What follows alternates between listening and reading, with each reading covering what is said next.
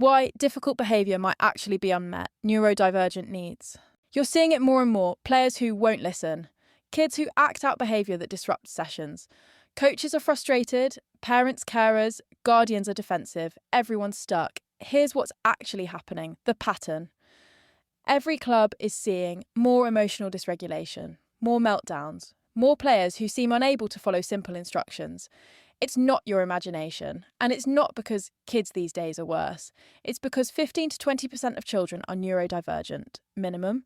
This isn't a fringe topic anymore. It's mainstream in grassroots football, and not enough of us are aware of it. ADHD, autism, dyslexia, dyspraxia, anxiety disorders, sensory processing differences. That's 3 to 4 players per team, maybe more, and most of them don't have formal diagnoses. Many never will, as waiting lists are now taking years. But their needs don't disappear because there's no paperwork. What neurodivergence actually looks like on the pitch.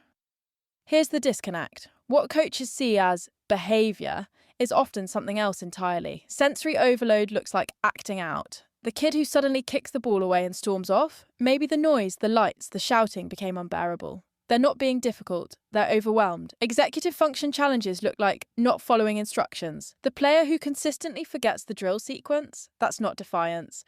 They're struggling to hold multiple steps in working memory. Processing differences look like not trying. The kid who stares blankly when you give Welcome to this episode focusing on understanding and supporting neurodiversity in grassroots football. This episode covers our comprehensive training course designed for coaches, players, referees, parents, carers, and volunteers.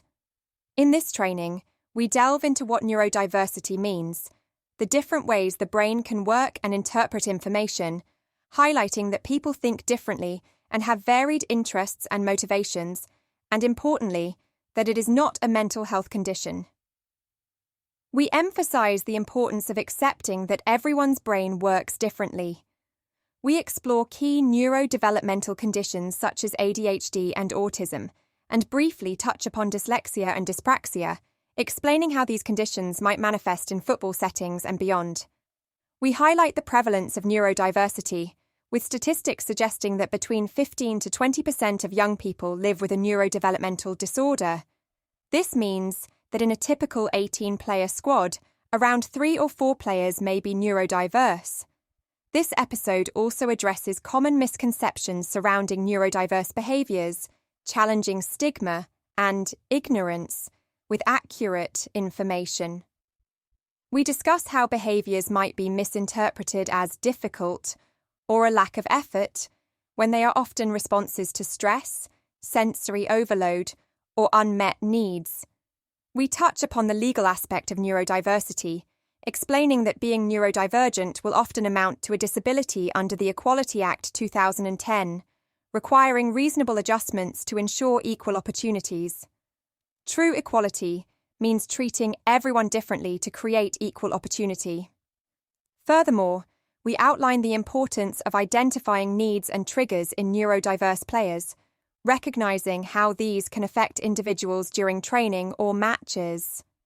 We also discuss strategies for adapting training methods and communication to be more inclusive, using clear verbal instructions, visual aids, and breaking down drills into smaller steps. For coaches and clubs, we emphasize the significance of building inclusivity and creating a supportive environment on and off the pitch. This includes understanding concepts like rejection sensitivity dysphoria, RSD, and the potential for sensory processing issues. We also touch upon the differences between meltdowns and tantrums. The episode also considers the crucial role of referees and officials in understanding neurodiverse players and adapting their officiating style to provide appropriate support. This includes pre-match fact-finding and clear, simple communication. Finally, we highlight the importance of supporting families and players, building empathy, and creating a welcoming environment for everyone involved. By understanding neurodiversity and implementing inclusive strategies, grassroots football clubs can create a more supportive, successful, and safe environment for all players, both neurodiverse and neurotypical. This training equips listeners with foundational knowledge and practical insights to better support neurodiverse individuals in the grassroots football community.